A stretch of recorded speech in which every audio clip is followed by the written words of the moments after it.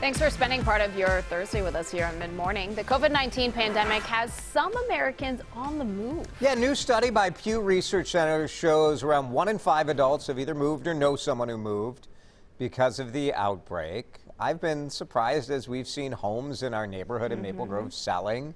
And you see people move in and think like, oh man, like how weird is it to move during a time of social distancing and all of that? Yeah, and some of those probably were just moving because they needed to move, but there are some people that are saying, look, I'm moving because maybe I want to reduce my risk of getting coronavirus. Maybe I need to move back in with my parents or different family members. Maybe you want to get out of some of the bigger cities. Maybe you've lost your job. Maybe you need more space to social distance. I imagine there are a ton of different reasons why people are moving. So you just gave all the reasons. Let's break down the percentages. So 28% said that your first thought is why people moved. And this is to the reduce the college risk. one. To reduce the risk, 28% to reduce the risk. 23% were college students who just, maybe you lived in off-campus housing and you had to move, right?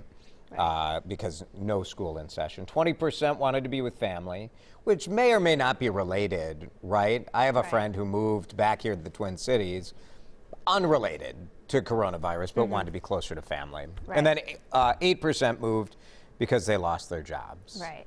And then, a move that they thought maybe it was temporary may become permanent, or vice versa, too, when you talk about moving in with your family members or with your in-laws. It was interesting.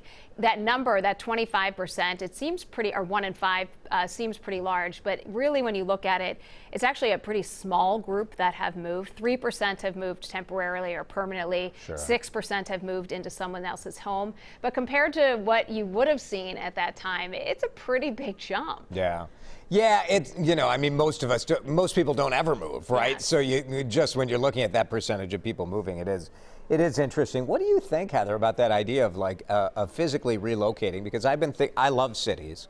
I love when we go on vacation, we almost always go to big cities.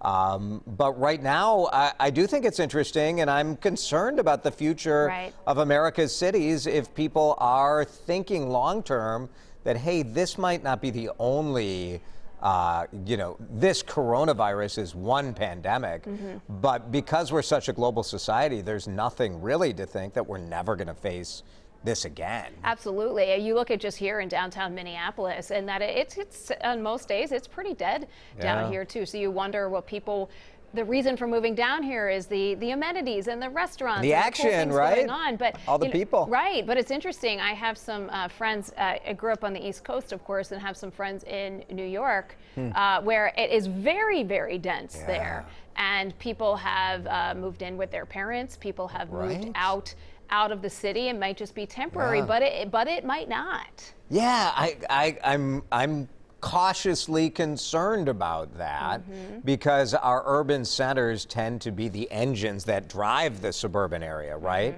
If you don't have a vibrant downtown Minneapolis and St. Paul, for example, well, what are all these suburbs of? You're just like a floating city. And so it's, that said, it's pretty rational to think like, gosh, I don't want to be stacked up on top of people right now. Exactly, and you think about some of these buildings that might have elevators or stairways, and just really not a lot of space. So, and sort of depending on what happens over the next year, I think you could see some migration changes. All right, Heather,